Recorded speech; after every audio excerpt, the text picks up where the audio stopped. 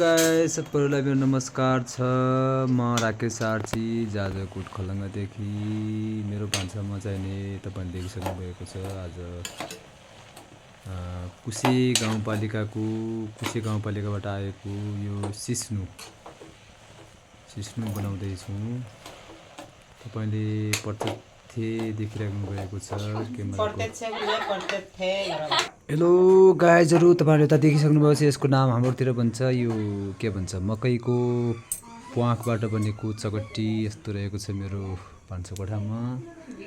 त्यसै गरी यो के भन्छ, यसलाई थर्र पनि भन्ने गरिन्छ र चिम्ठा पनि भनिन्छ लोकल भाषामा। यो मेरी एकमात्र छोरी अमिसा आर्सी चाहिँ नि सिस्नु त्यति धेरै मन नपर्ने भएकोले उनले चाहिँ नि आफ्नै किसिमको चटनी तयार पार्दैछन्। टमाटर पिसेर त्यसपछि खुर्सानी पनि काटेर तयार भएको छ। यसपछि हामी चाहिँ नि मकैको पिठो चाहिँ नि यो रेडी छ। मकै पिठो हामी यहाँ पनि छ। मकै पिठो यो चाडलाई चाहिँ हामी अहिले के बनाउँदैछौँ, केही छिनपछि हामी तपाईँहरूलाई ढिँडो बनाएको दृश्य पनि देखाउनेछौँ। हजुरहरू के गर्ने, मैले कोठामा भाडा लगेर बसेको हो। मेरो भान्सा यसबाट यस्तो रहेको छ। सबै साथीहरूले चाहिँ त्यस्तो नराम्रो कमेन्ट चाहिँ नि नगरिदिनु होला भन्ने म पूर्ण विश्वासमा रहेको छु। यस्तै रहेको छ मेरो भान्सा। तपाईँहरूको बिचमा मैले देखाइरहेको छु।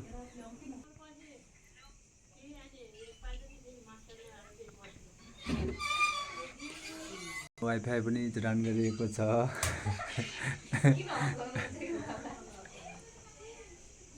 कोठा त्योभन्दा भित्र भान्सा कोठा छ, त्योभन्दा बाहिरपट्टि के भन्छ बेडहरू रहेका छन् कर्मचारी। त्यसै गरी यता साइडतिर मेरो ढोका छ। तेल धेरै नाल थुराल त्यत्रो तेल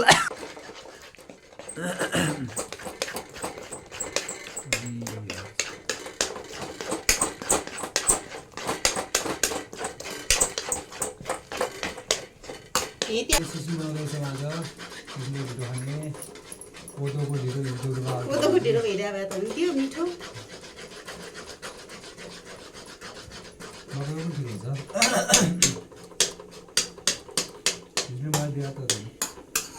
के बिगार्दो होला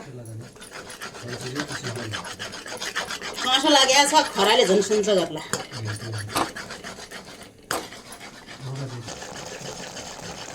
बुझाएर गर्नु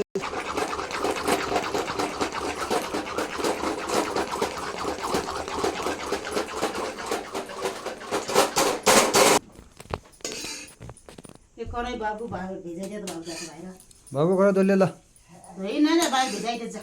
हाल धुउँला क्या पानी हाल भरिकन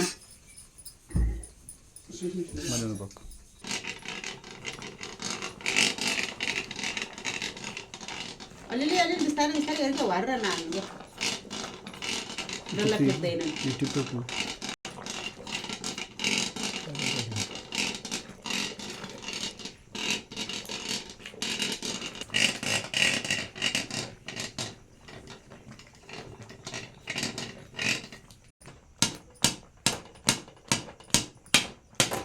हाल्नु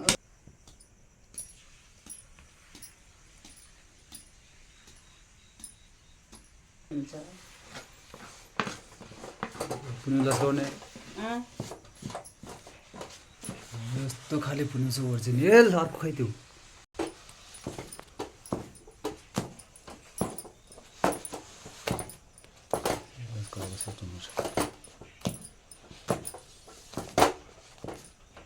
आऊ अब खाऊ भइगयो। हात फुल्यो है। भइगयो अब।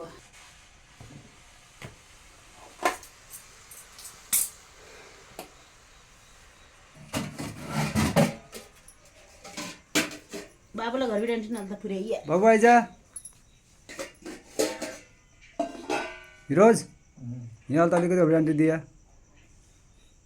सबैले बाटो खानुपर्छ। फेरि नाला अध्यय राख फेरि चम्चा ल्याउनु न।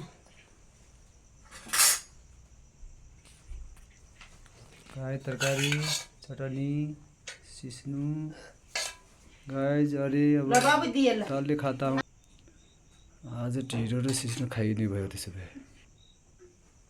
ओहरू चाहिँ हाल्छिका छ कता नै नेगा तपाईँ पनि अब कति भिडियो बनाउनुहुन्छ के भन्नुहुन्थ्यो कि खाना अनि खाना नि